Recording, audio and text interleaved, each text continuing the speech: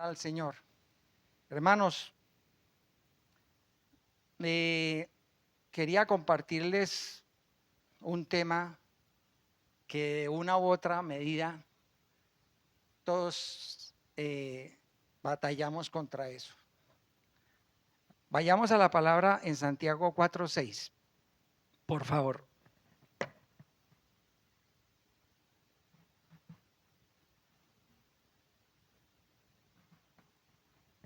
Ahí está el pastel. Pero Él da mayor gracia. Por esto dice, Dios resiste a los soberbios y da gracia a los humildes. Les traía de entrada una historia que escuché tiempo atrás y es muy oportuna para el tema en cuanto a lo de la soberbia, el orgullo. La cima de la montaña y la falda. Estaba la cima jactándose en su altura. Desde aquí yo contemplo el vasto universo.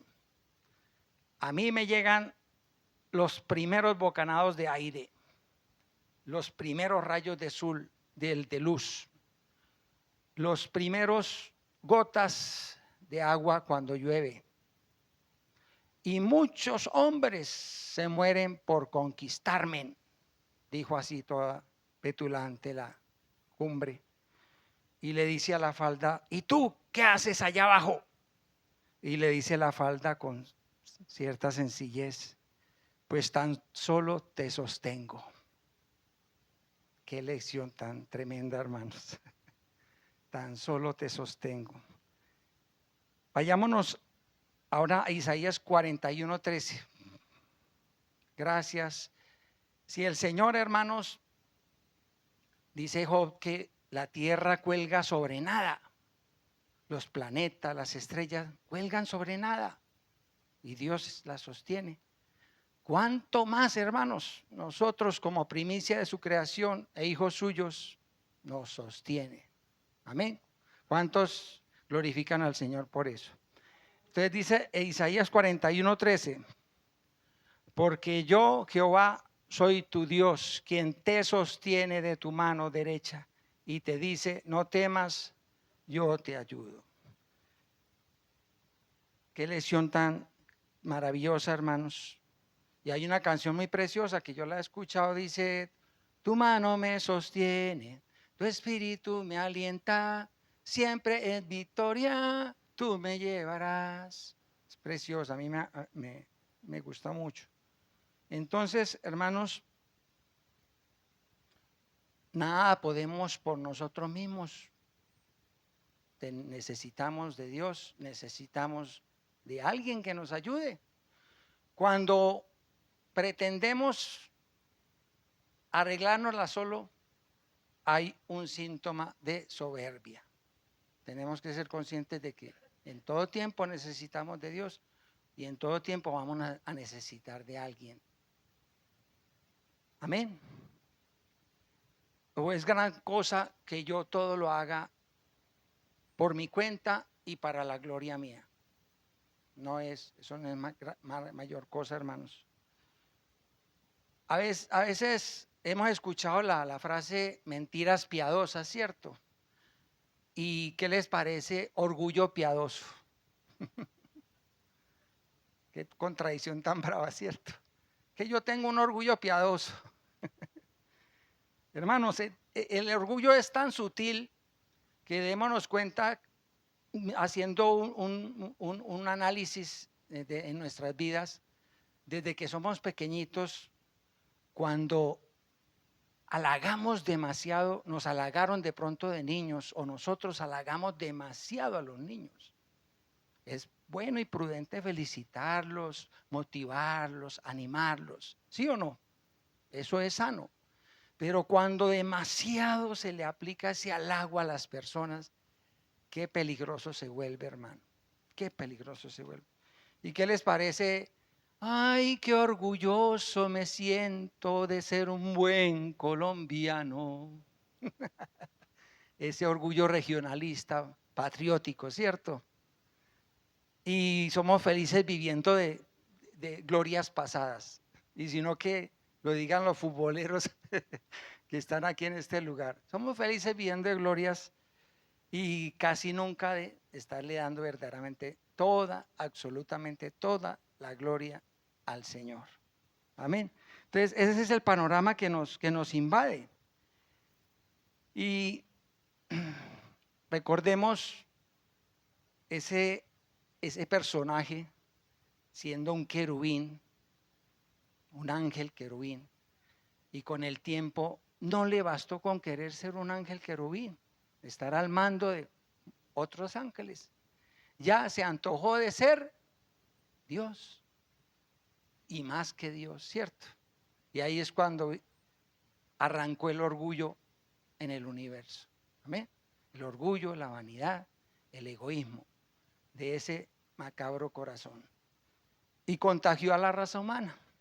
Entonces, por eso el orgullo es un espíritu que está constantemente tratando de oprimir y de cautivar a las personas. El hombre siempre ha querido ser un Dios, hermano, o hacer que otros también sean dioses. Y saben que me puse a averiguar, y para mi sorpresa, lo que son los mormones. Entre mis apuntes, los mormones dicen: como hijos espirituales de Dios tienen el potencial de progresar tras la muerte y resurrección hasta convertirse en seres exaltados o dioses. Los mormones manejan esa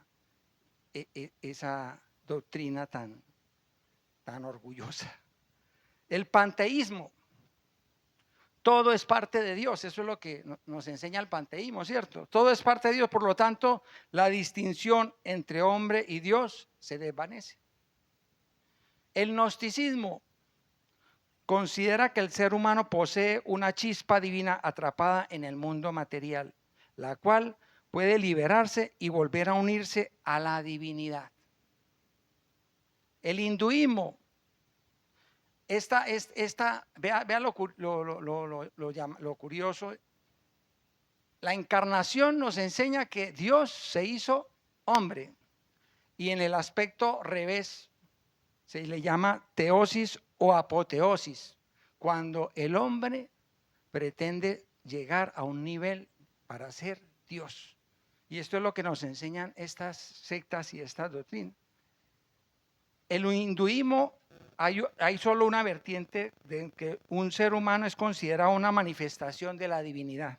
Y vemos también como los griegos, la mitología, toda esa cantidad de dioses que manejan. Perseo, el hijo de Zeus, y humanizan, divinizan a el ser humano. Y no se puede quedar atrás el catolicismo, ¿no? Por medio de la idolatría, ponen al hombre y a la mujer al nivel de dioses intercesores. Entonces, eso ha sido una malformación constante de lo que Dios nos dice en su palabra. ¿Y qué es lo que hacen estas sectas y estas? Retroalimentar el orgullo en el hombre. Y lo hace el humanismo también en nuestra sociedad, donde se nos enseña que el hombre es el centro del universo. ¿Y qué me dicen en las librerías? Si ustedes llegan a ir a una librería, estamos atestados de psicología barata, el autoestima. ¿Cómo mejorar tu autoestima? Todo eso es una forma de seguir inflando nuestro orgullo. Y con el pretexto de que no, es que yo me tengo que sentir satisfecho conmigo mismo y con los demás en cuanto a lo que yo hago. ¿Ya? Entonces, ese es la excusa que por lo general se utiliza. Entonces vayamos para que veamos en Isaías 14 del 12 al 14, Isaías 14 del 12 al 14, de dónde inició ese maldito orgullo. Lo que nos cuenta la palabra del Señor. Isaías 14 del 12 al 14. ¿Cómo caíste del cielo, oh lucero, hijo de la mañana? Cortado fuiste por tierra, tú que debilitabas a las naciones. Tú que decías en tu corazón, subiré al cielo en lo alto, junto a las estrellas de Dios. Levantaré mi trono y en el monte del testimonio me sentaré a los lados del norte. Sobre las alturas de las nubes subiré y seré semejante al Altísimo. Y el hombre ya no le basta con ser tan solo imagen y semejanza de Dios, sino quiere ser igual o más que Dios. ¿De dónde viene? De este personaje, ¿cierto? Entonces, hermanos, a veces hasta cosas tan simples y sencillas, hermanos, como son los aplausos. A un ser humano en algún lugar lo aplauden y como que siente que algo le brinca adentro, ¿cierto? Como que se infla el pecho. Y ese es el problema de la fama. Y ahora entendemos por qué Jesús huía a la fama. ¿Se acuerdan? En muchos pasajes que él no le cuente, pero porque él sabía el provocar una tentación en su humanidad. Y eso hace la fama. Vea, yo estos programas de niños que cantan y en estos concursos y todo, ustedes vieran desde el principio, cuando entran al concurso, ustedes ven esa sencillez de niños en su don que Dios les dio.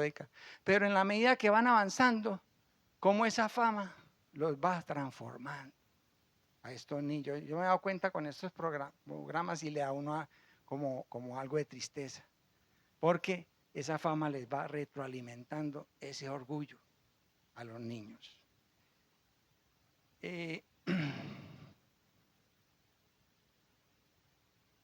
La psicología engañosamente nos dice, sé tú mismo. ¿Sí? ¿Y qué es lo que nos dice Dios, Cristo, en su palabra? Niégate a ti mismo. Qué discrepancia tan brava, ¿cierto, hermanos? Cuando Cristo llama a alguien, nos ordena venir, es que a morir, hermano, a nosotros mismos. Morir a lo terrenal, morir al viejo hombre. Amén. Morir al pecado. Y veamos lo que nos dice en Romanos 6, del 8 al 11. Y si morimos con Cristo, creemos que también viviremos con Él, sabiendo que Cristo, habiendo resucitado de los muertos, ya no muere. La muerte no se enseñorea más de Él. Porque en cuanto murió, al pecado murió una vez por todas. Mas en cuanto vive, para Dios vive. Así también vosotros, considerados muertos al pecado, pero vivos para Dios, en Cristo Jesús, Señor nuestro. Amén. El Señor nos manda es a morir. A veces, como cristianos, tenemos que discernir algo. Si ya somos nacidos de nuevo, ya no vamos a decir voy a morir al yo, porque el que hay en usted ya es Cristo. El inconverso sí debe decir morir al yo, porque sigue en su pecado y sigue en su carne. Nosotros, los nacidos de nuevos, morimos al pecado, a la carne, al viejo hombre. El morir al yo, porque el nuevo usted es Cristo morando en usted. Amén. Es Cristo morando en usted. O sea, hay que tener mucho cuidado con esos términos a veces que no los discernimos correctamente. Mientras más luz espiritual hallemos en el Señor, más conscientes seremos de nuestras debilidades, de nuestros defectos, de nuestras imperfecciones. Esa es lo que caracteriza ir a la luz. El Señor nos descubre, nos desnuda, tal como realmente somos en nuestra naturaleza de pecado. Y mientras más gracia hallemos en Él, más nos vestiremos, hermanos, con las ropas de la humildad. Amén. ¿Cuántos dan Gracias a Dios por su gracia. Ahora les hago una pregunta muy curiosa. ¿Cuáles son las únicas cosas hechas por el hombre que hay en el cielo? Las cicatrices en el cuerpo de nuestro Señor Jesucristo. Suena como, ¿cómo? ¿Qué hicimos? ¿De qué nos vamos a jactar nosotros, hermanos? ¿De qué nos vamos a jactar? ¿De qué se va a jactar el ser humano? Amén. Las cicatrices en el cuerpo de nuestro Señor. ¿Hay algo? O yo pregunto, ¿hay algo de pronto de lo que nos pudiéramos jactar en esta vida? Busquemos en 1 Corintios 1, 27 al 29. Y menos para ser salvos, hermano. ¿De qué se va a jactar usted para ser salvo? Señor, yo he hecho esto, yo soy esto, yo soy aquello. Y la palabra dice, en Él somos, nos movemos y vivimos. Toda nuestra jactancia está en Él. Ni un tricito para nosotros. 1 Corintios 1, 27 al 29. Sino que lo necio del mundo escogió Dios para avergonzar a los sabios. Y lo débil del mundo escogió Dios para avergonzar a lo fuerte. Y lo vil del mundo y lo menospreciado escogió Dios, y lo que no es para deshacer lo que es, a fin de que nadie se jacte en su presencia. ¿Qué es lo primero que grita el orgulloso? Yo me lo merezco. ¿Sí o no? El querer por sí mismo hacerse digno. Hermanos, sí sabíamos que ningún ser humano es digno. Solo porque Dios lo escoja, lo llame y lo capacite, Él es que nos hace dignos. Nosotros, por ningún ser humano por su cuenta puede llegar a. Por eso es que nuestra justificación 100% es a través de nuestro Señor y Salvador Jesucristo. Amén. ¿Cuántos dicen amén? Gloria al Señor. Sí estamos aprendiendo, hermanos. Y no venimos a Jesús porque somos buenos. Somos buenos porque permanecemos en Jesús, que es otra cosa. Amén. Hace tiempo en Bogotá yo conocí un señor que se jactaba mucho porque en su voluntad él fue un borracho y logró con su voluntad dejar la adicción y él se enorgullecía. Y era en cierta forma de admirar pues ese logro que él tuvo, ¿cierto? Pero lo triste de ver era su actitud de que él se gloriaba a sí mismo por lo que había hecho. Amén. Y se nos olvida que todo es por la gracia y la misericordia de Dios. Amén. Entonces, ¿o cuánto no nos hemos dado? Yo por lo menos personalmente en iglesias que estuve anteriormente, personas que se suben a dar un testimonio y se jactan en la fe que tuvieron.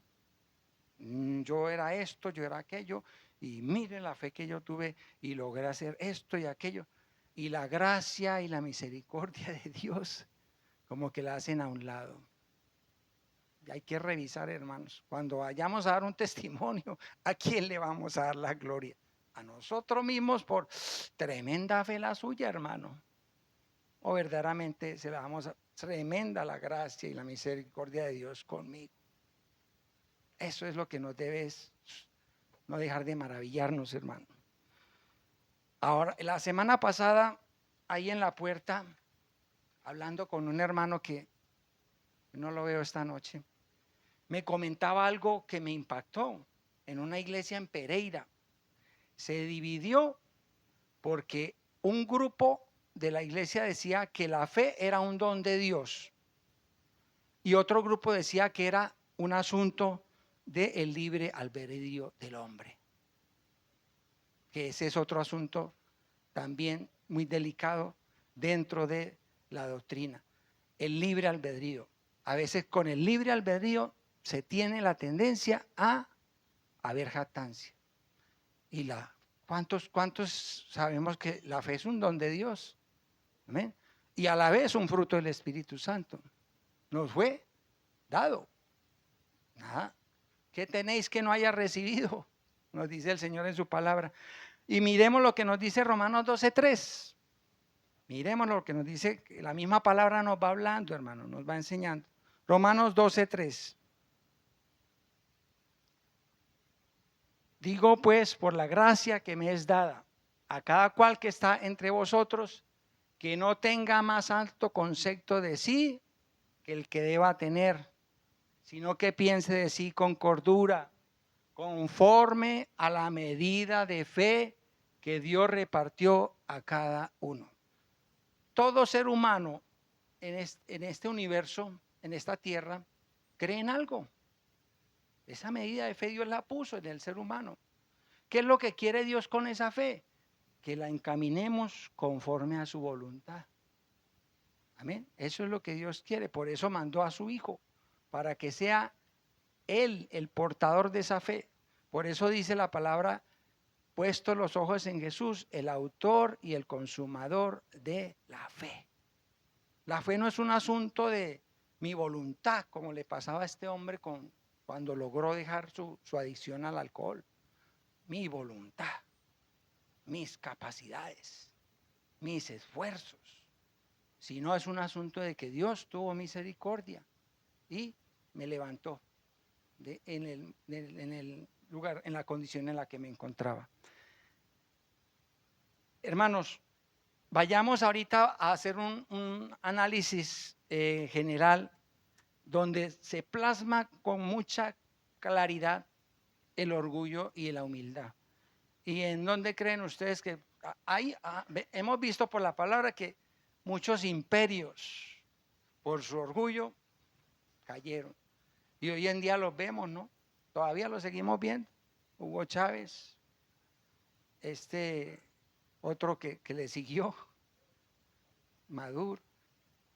Vamos viendo cómo esos imperios, por su jactancia, por su orgullo, subieron como palma y cayeron como coco, dice la. Entonces, por la palabra vemos personalidades famosos, todos vemos también que trataron de una forma como tan sencilla, con su don, con su talento, y el mismo mundo, sistema de mundo los va moldeando a su antojo. Y el antojo del mundo es el orgullo, levantar su orgullo. Entonces vayamos, por favor, vamos a empezar con la parábola del fariseo y el publicano. Lucas 18, vamos a leerla del 9 al 14.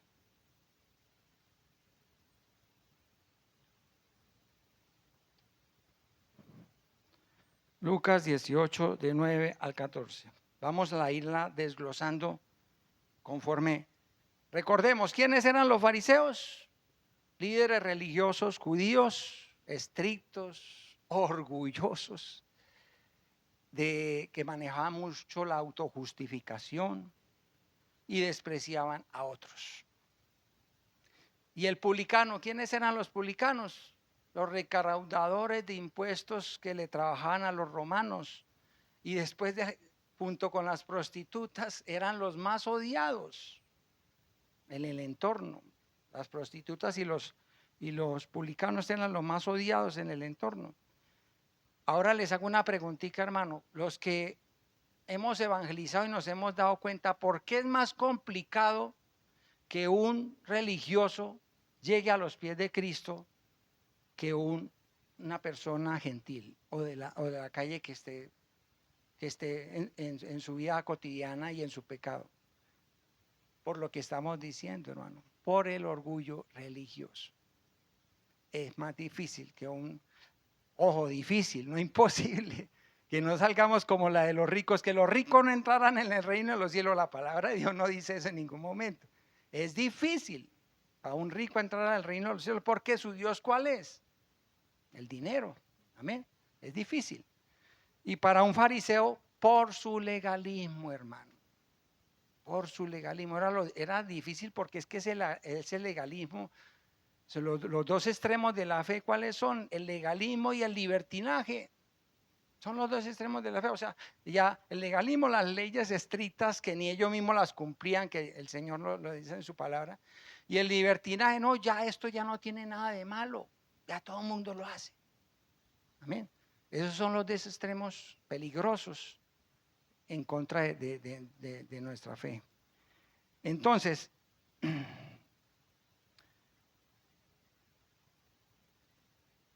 Mateo 21:31. Ahí es donde nos dice, nos explica el Señor algo al respecto. Mateo 21:31.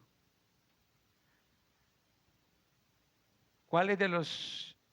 No, desde del 31.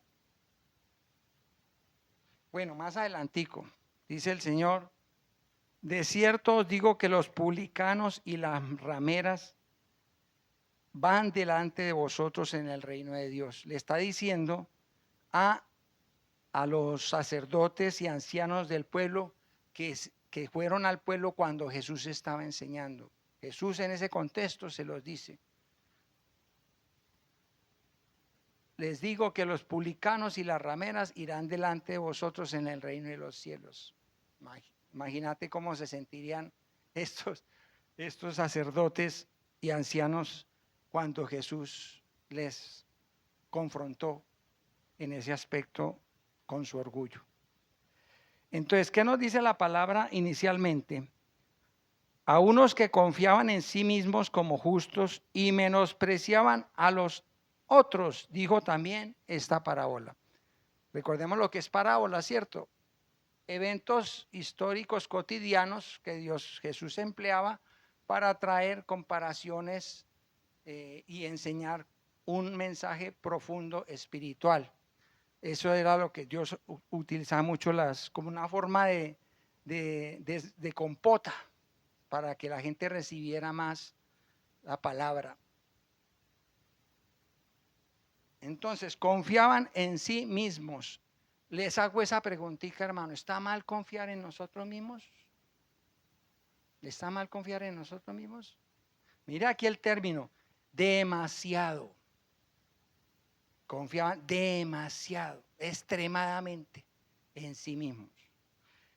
Confiar en nosotros mientras somos nacidos de nuevo y estamos siendo regenerados, nuestras conciencias van siendo renovadas con la palabra, tiene de pronto algo de confiar en nosotros mismos, pero sabemos que tenemos ya un fundamento. Ya fuera de Cristo, esa confianza en sí mismo es peligrosa. Y nos dice el Salmo 118:8. Dice, mejor es confiar en Jehová que confiar en el hombre. Ahí dice también mejor. Amén, mejor. ¿Cuántos de los que estamos aquí no buscamos lo mejor? Pero mejor conforme a la voluntad de Dios, no conforme a como el mundo me quiera decir que es lo mejor, porque ahí está la diferencia, ¿cierto? Entonces, ¿qué es lo mejor para nosotros? Confiar en el Señor. ¿Eh? Es lo mejor. Lo mejor es confiar en el Señor. Y era tan extrema la confianza de los judíos, por eso se la pasaban justificándose con su forma de ser y con lo que hacían. Amén. Por eso era demasiado la confianza. Se justificaban con su forma de ser y con todo lo que hacían. En Proverbios 28:26 dice la palabra del Señor.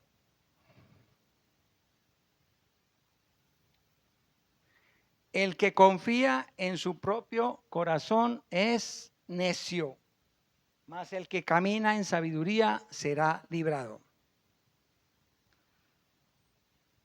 Los necios, ¿qué nos dice la palabra en cuanto a lo de los necios?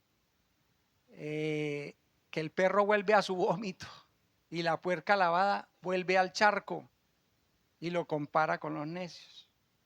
¿Amén? Y dan una apariencia de muy inteligentes, porque los fariseos eran inteligentes, pero eran necios.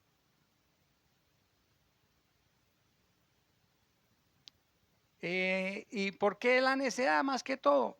Porque rechazan abiertamente la sabiduría de Dios, desprecian la disciplina y viven según sus propios deseos egoístas. Eso es la radiografía de un necio. ¿Se acuerdan el primer de los imperios que más necios fueron? ¿Quién creen ustedes que fue? Babilonia. Amén. ¿Se acuerdan de la Torre de Babel?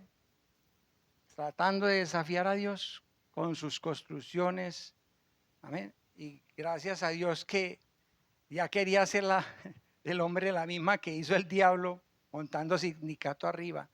Y Dios, gracias a Dios, confundió sus idiomas y fueron esparcidos.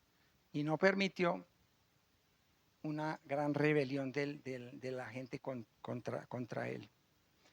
Leamos lo que nos dice en Isaías 47:10 en cuanto a Babilonia.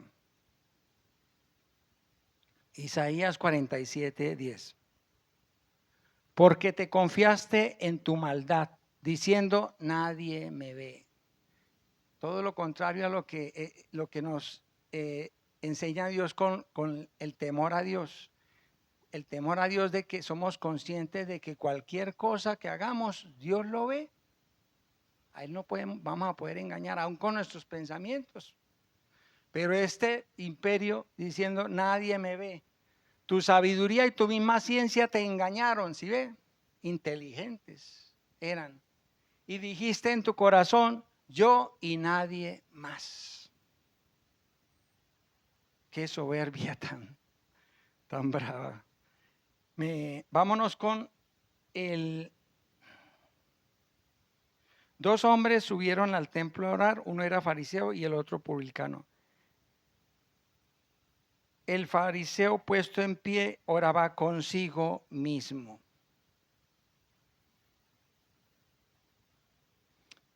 Porque no soy como los otros hombres, ladrones, injustos, adúlteros, ni aún como este publicano. Entonces, ahí está, duros con los demás y permisivos con ellos mismos. Esa es también la característica de un soberbio, duros con los demás y permisivos con ellos mismos.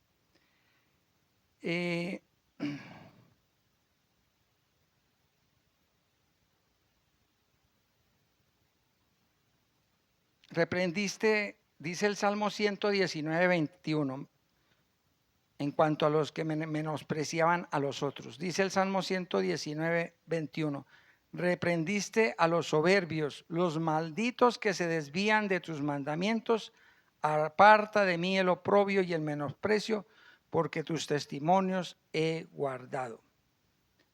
Entonces, esa actitud de la que vimos inicialmente con la historia de la cima y la falda, ¿no? La cima menospreció a la falda, poner por encima de nuestro hombro a los demás. Esa actitud arrogante, soberbia. ¿Cuántos han visto ahorita la obra que dieron los niños con lo del pavo real? El pavo real. Con un instinto, es un instinto del animal, ¿cierto? Para cortejar a la hembra. Pero en el hombre soberbio es un espíritu de superioridad para cortejarse a sí mismos. Esa es la gran diferencia. Lo comparamos mucho cuando usamos mucho esto con la soberbia, lo comparamos mucho con el pavo real y pobre pavo real, ¿cierto? A pobre no tan rico que es para también cuando llega la hora de comerlo. Ahora sigue la palabra. Una de las otras cosas que acostumbra el soberbio es las comparaciones, hermano. El compararse. Eso es típico de una persona soberbia. O sea, al ellos creerse superiores y mejores, por los demás siempre están bajo su nivel. Y vea que no sé si todos nos hemos dado cuenta de algo, hermanos. Al hablar de otros, hablar mal de otros, quizás sea una forma de alabarnos a nosotros mismos. De pronto ni nos hemos dado cuenta. Hablar mal de otros, quizás sea una forma de alabarnos a nosotros mismos. Y el problema con las comparaciones no son los demás. No, los demás no son la norma. Jesús sí es la norma. Si vamos a medirnos y a compararnos con nuestro maestro, el orgullo no va a tener cabida, hermano. Por eso necesitamos saber a quién es que estamos imitando. Entonces, si vamos a compararnos, más bien comparémonos con nuestro maestro, que es la medida perfecta, para que no le demos cabida. Y ahí sí le vamos a dar cabida a lo que Él nos dice: sean mansos y humildes de corazón, como yo lo soy. Amén. Entonces, a través de Él vamos a aprender a ser humildes. Hermanos, dados que Dios se humilló a causa del hombre, imagine, siendo Dios, hacerse hombre, debería darnos vergüenza ser orgullosos, hermano. Debería darnos vergüenza. Dios llegar a eso tan tremendo, siendo Dios hacerse hombre, siendo rey hacerse siervo, siendo rico hacerse pobre, y Él y nosotros tener algo de jactancia para enorgullecernos, ¿no? Debería darnos vergüenza. Ay, Dios nos libre. Dios nos libre. Entonces ahora, hermanos, dice la palabra, vamos para el 12. Ayuno 2 veces a la semana, doy diezmos de todo lo que gano. Ojo con esto. Aquí están refutando algo que la Biblia enseña que tenemos que hacer, ¿cierto? Pero no de la forma como ellos lo hacían. El ayunar y el diezmar, que sabemos que el diezmo es parte de la ley. Nosotros estamos en la dispensación de la gracia, entonces lo hacemos por gracia recibís, por gracia lo hacemos. ¿Ven? Ya no estamos dictaminados por la ley, sino por la gracia de Dios en nosotros. Esa es la nueva dispensación. Entonces, eso lo tenemos. Pero entonces, por el hecho de que ellos se mofaron de ayunar y de diezmar, entonces hay que saber que sí estamos llamados a ayunar y a diezmar. No hay que demeritar estas dos funciones que tenemos como. Y si veamos Mateo 23 del 1 al 12.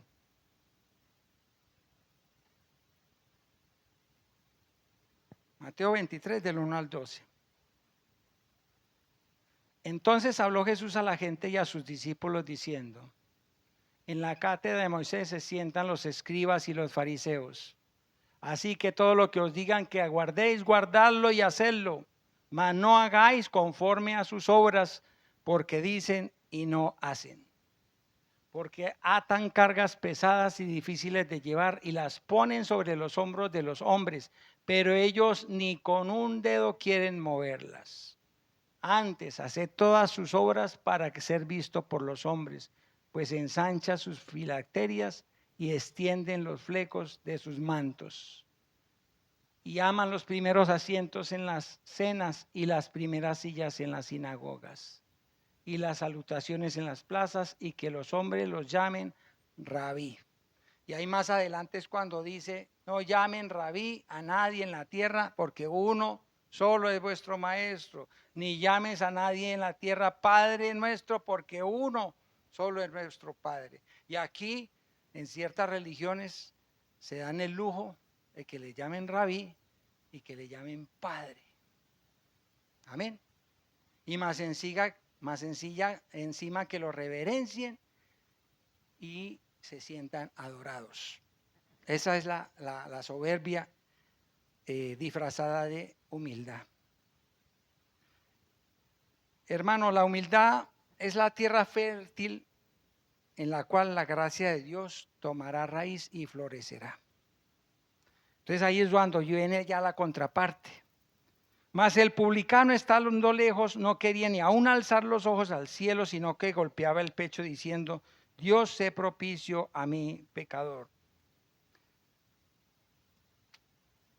Mientras más gracia hallemos, como dije anteriormente, más nos vestiremos con las ropas de la humildad.